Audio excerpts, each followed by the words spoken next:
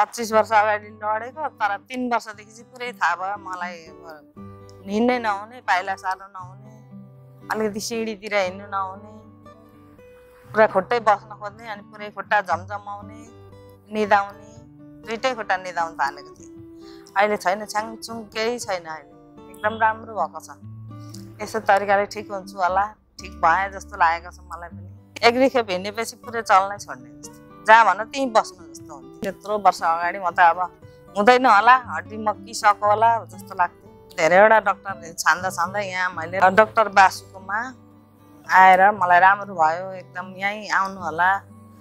सबैजना हड्डीको लागि एकदम राम्रो आज म 3 दिन भयो उभिन सक्ने भएको छु अलिकति हिँड्न सक्ने भएको छु Chandramaya BK,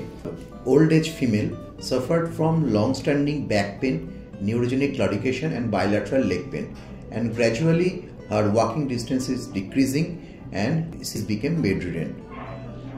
She presented to us with imaging of L4-5 listhesis and severe lumbar canal stenosis.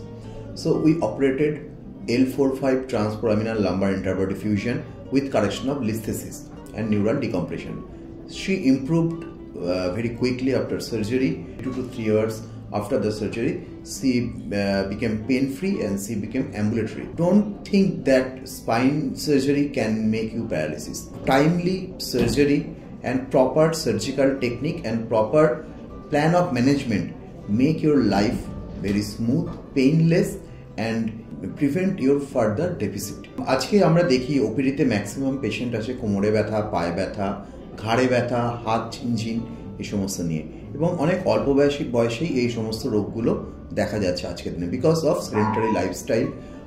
Occupational hazards like IT sector বা আজকের দিনে আমরা ম্যাক্সিমাম বসে থেকে লং স্ট্যান্ডিং বসে থেকে কাজ করা বা একটানা কম্পিউটারের দিকে কাজ করা এই সমস্তগুলো ঘাড়ে ব্যথা বা কোমরে ব্যথার জন্য দায়ী তাহলে আমরা যদি আমাদের পশ্চার কারেকশন করি আমরা যদি আমাদের একটু হ্যাবিটগুলোকে মডিফাই করি রেগুলার একটু ফ্রি হ্যান্ড এক্সারসাইজ বা একটু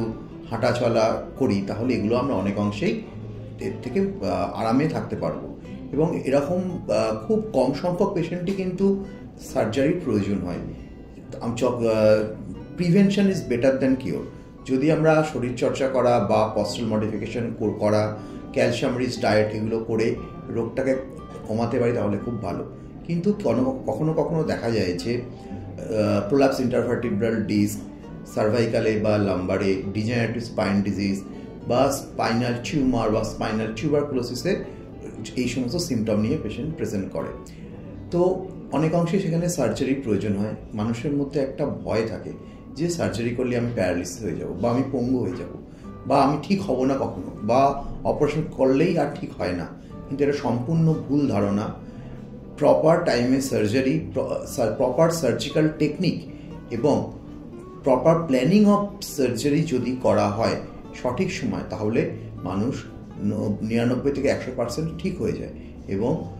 স্বাভাবিক জীবনে ফিরে আসতে পারে এবং নর্মাল লাইফ লিড করতে পারে আগের মতো ধন্যবাদ